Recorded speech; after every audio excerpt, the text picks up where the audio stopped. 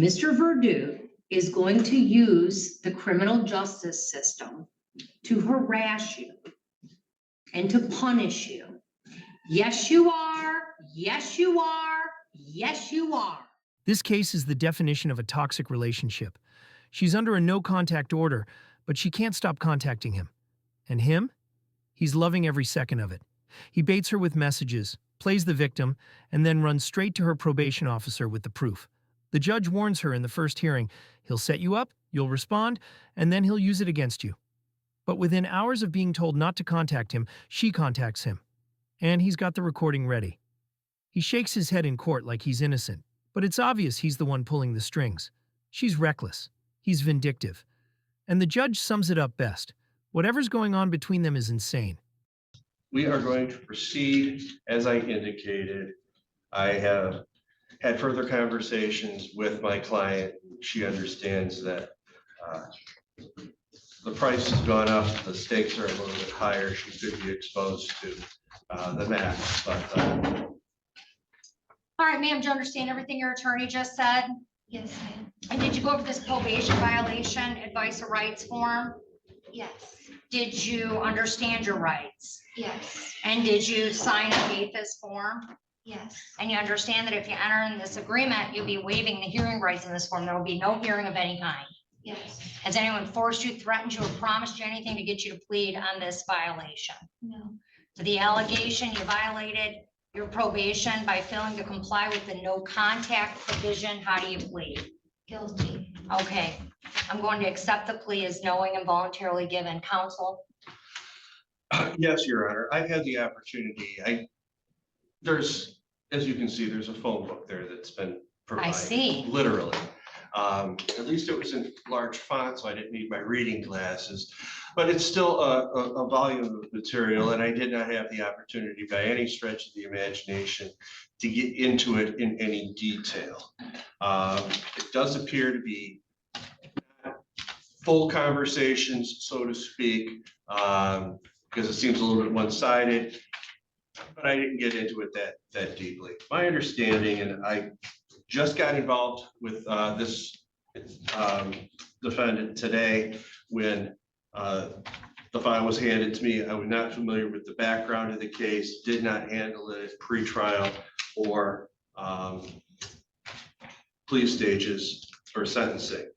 What my client has indicated to me, and this is not by any way means an excuse. She's heard, Your Honor, I've heard, Your Honor, say when a no contact order means is no contact means no contact. And that means if someone contacts you, that there's to be no contact back, no response. She's provided me with some information today and some documents that it appears that the other side of this, and I apologize, I don't recall his name, I do believe he's here on Zoom today, is trying to turn this out, and this should be a shield, Your Honor. This should be protecting him from unwanted contact and harassment. And that is reasonable and appropriate. I've actually advised my client she probably needs to get a PPO and or file police reports on this, because I've got documents here, Your Honor, and these have been left at her residence. This one's addressed to Jessica Rose Lying Jezerski Glass. There's no way your mom talked to you for an hour, liar. And in here, the letter she claims is from the other individual. And right in here, he says, I had wrote you all that nasty shit because you would not answer one question of mine whatsoever. Another one here, Your Honor.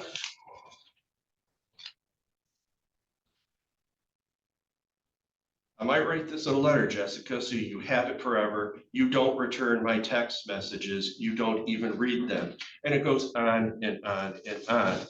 She received a text message from him yesterday. Her to appear at his residence. And if she didn't, he'd be here for court today. Let me see it.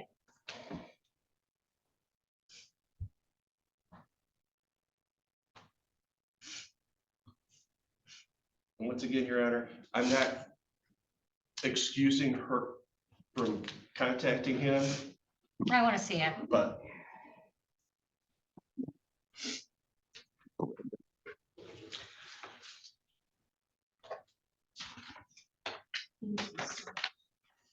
Last try. I'm going in at 10 if you're not coming down. If you want to come down, just call me when you get to the gate. If it's before 10 and I'll open it up and we can talk, do whatever. It's up to you. This is the last time I'm going to try. Well, last try. And I was, that was, and I was, that was it. So guess I'll see you tomorrow in court. I didn't plan on going, but I see why I have a choice because I got to show up, at least for do what the probation officer asked me to do. I don't appreciate you sending somebody down here to try to intimidate me, so we'll discuss that tomorrow.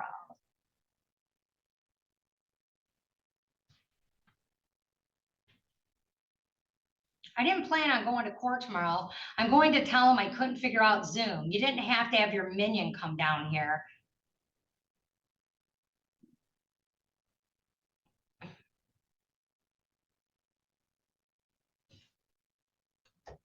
Do you know about all that? Miss Wagaman, Mr. Verdude, it seems like you want contact with her. No, ma'am.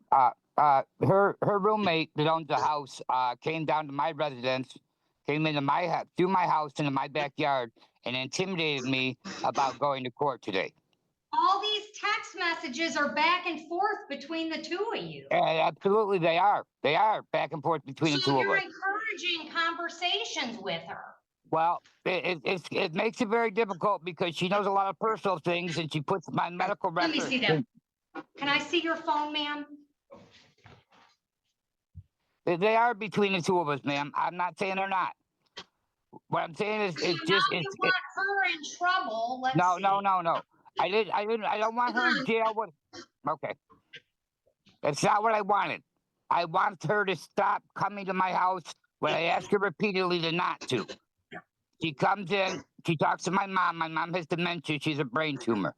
She comes to the house and she says, "Oh, Raymond said for me to come back." And it's a whole ordeal. It is both of us. I don't want her in trouble that way. I just You came down here tonight and I thought, wow, maybe she Want to does want to contact me. start over as actual friends. Instead, you blame me for your relationship problems. Mhm. I mean, this Yes, is ma'am. ridiculous. I'm not getting in the middle of this. You know what? Right, yes, ma'am. She pled, I can look at this, it goes back and forth, and there is It some does. nastiness in here, like look at me. You're under court order not to do this, right? You're not supposed to talk to him. But I'm also like reading these, and it's like,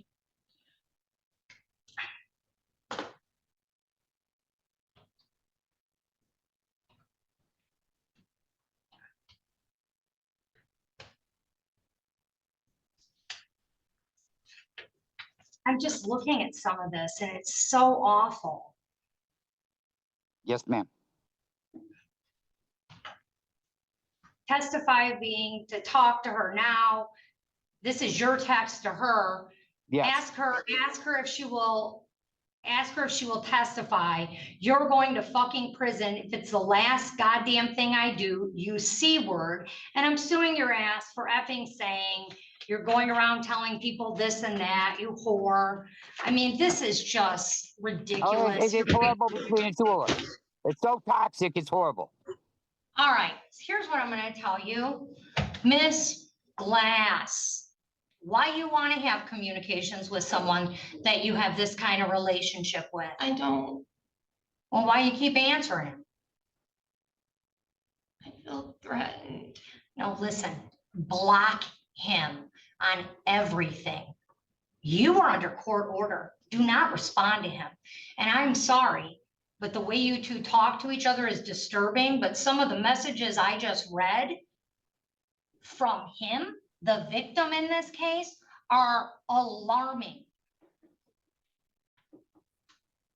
I'm not putting her in jail for violating her probation. This guy's harassing her on those messages. He's harassing her. and I'm supposed to put her in jail. I'm not doing that. I understand that. Just every time I do meet with her, I ask Miss Glass if the no contact order is going okay and just reinforce that she needs to continue with that. And she's never mentioned any issues with it. She says that they are complying with that. So when I received everything at once, All right, here's what you're getting. You're getting a verbal reprimand from me for the violation of probation. That means I'm gonna give you a stern lecture, some of which you've already gotten. Listen, Mr. Verdu, who's the victim in this case, is going to contact you. And you're going to respond. That's what you've traditionally done. And then he's going to wait until he's mad at you. He's going to print out all of your conversations. He's going to give them to your probation officer so that I can put you in jail. That's what's gonna happen. Okay? Next time, I've warned you, because it's clear to me that this is a two-sided mess. You're under order by this court not to communicate, but this is nonsense. And this is what this looks like to me is a person who is using the criminal justice system as a joke to create problems. And listen, you've been warned. This is your verbal reprimand. If he contacts you, you do not respond, because you know what he's gonna do, right? yeah, What's he gonna do? he's gonna send it to Aaron. Yep, he's gonna save them all. And then when he's mad at you, what's he going to do? He's gonna turn me in. Yeah, and then what am I going to do next Send time? me to jail. How many days am I going to send you next time? 93. That's right. Do not respond to him. Okay. That's her verbal reprimand.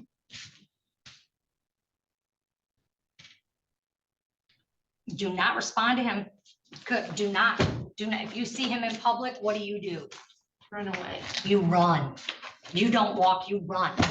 You don't have any contact. You don't have anyone else call him, write him, email him, text him, because all of them are gonna do this to you. And next time I'm putting you in jail because you're on probation. Okay. Got it? I got it. Don't talk to him. Okay. All right, we're all set. Because I can't be at Mr. Jazowski. She's had the opportunity to go over her rights of rights form. She signed it, has no questions. Going to enter her plea of guilty of having contact with Mr. Goodell, and then we're asking if we can address the court prior to sentencing. All right, ma'am, can you tell me your first and last name? Jessica Jazerski. All right, did you go over this probation violation arraignment and advice of rights form? I did. Did you understand your rights? Yes, And did you sign and date the back of that? I did. And you understand, ma'am, that if you enter a plea of guilty, you'll be waiving the hearing rights listed on this form. We're not going to have a hearing. Do you understand that? Yes. Okay. And you've had a chance to discuss that with your attorney? Yes.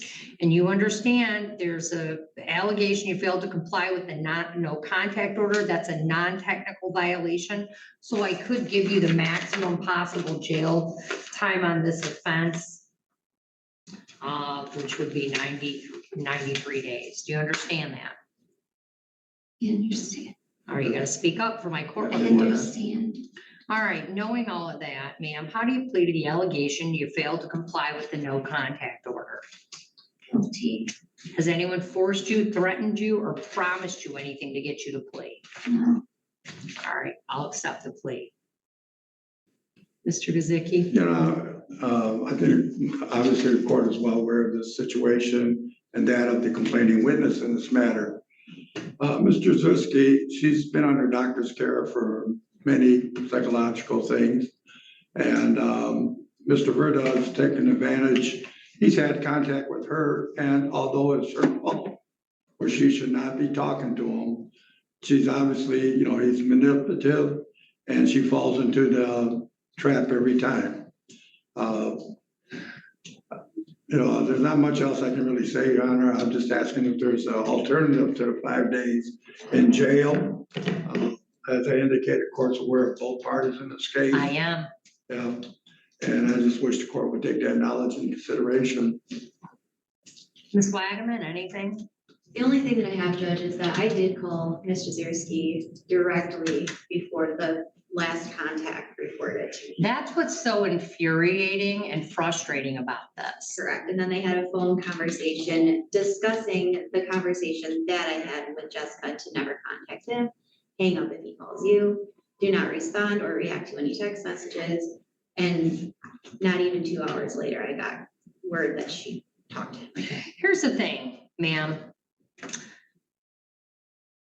Mr. Verdude is going to use the criminal justice system to harass you and to punish you. Yes, you are. Yes, you are. Yes, you are. He's going to, because he's consistently done it. Here's the thing though, you're on probation. You had a court order, and in that order, I said, you can't have contact with him. And I'm gonna refresh your memory. Last time we were here, or the time before, when I learned that you had a VOP for contact with him. And then I was given a stack like this of the two of you going back and forth, where he was verbally harassing you, abusing you. I mean, the whole thing was disgusting. The entire thread of messages was disgusting, but you kept taking the bait. When you did that, I had a really long lecture, ma'am. And in that lecture, I told you, I can't make him. There are things you can do, and it looks like you've done it. At this point, I can't make him not contact you, but I can make you not contact him. And what'd you do? He starts using the criminal justice system again. He contacts you all the time, but you respond and you don't do what he wants, and he goes to your PO, right? Yeah. So he goes to your PO and provides some evidence that you have had contact with him, right?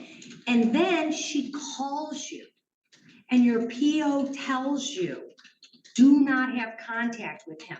The judge has ordered that you have no contact. Do you remember that call? Yes. And then the first thing you did when you hung up the phone with Miss Wagaman was do the one thing she said not to do, that I previously ordered, previously lectured you on. We'd already been to court once on it. Do not contact this man. And you immediately put a call into him and started talking about your call with Miss Wagaman.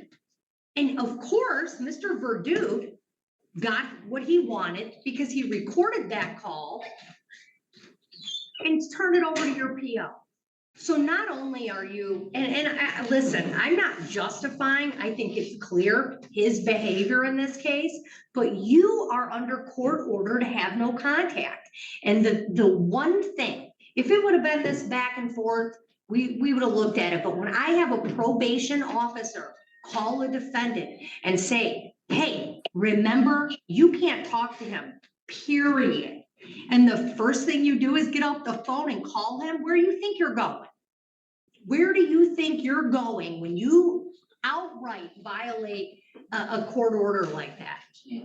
That's right. Ding, ding, winner, 5 days jail. That's where you're going. And I hope you learn something from this, because whatever's going on between the two of you is quite frankly insane.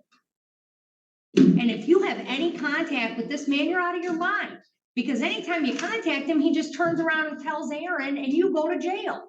And the only thing I think is going to break this cycle in your mind where you understand what no contact means is if I send you to county. That's it. That's all. That's the only thing that's going to work. Everything else I've tried lecturing you. Aaron's talked to you. I have literally put it in a court order and you violated the order. Not once, but twice, and probably many, many, many more times. So you're going. They stole something to jail. Okay, you're going to jail. You had a choice, and the fact I have a recorded call, that Miss Wagaman received a recorded call of you calling him right after she told you not to, there's no choice. I have no choice. You're going to jail 5 days, Wayne County Jail. And when you get out, you talk to Aaron and you do not talk to Mr. Verdude, because if you do, next time I'll put you in for 10. And he's gonna bait you and you know it. We're set.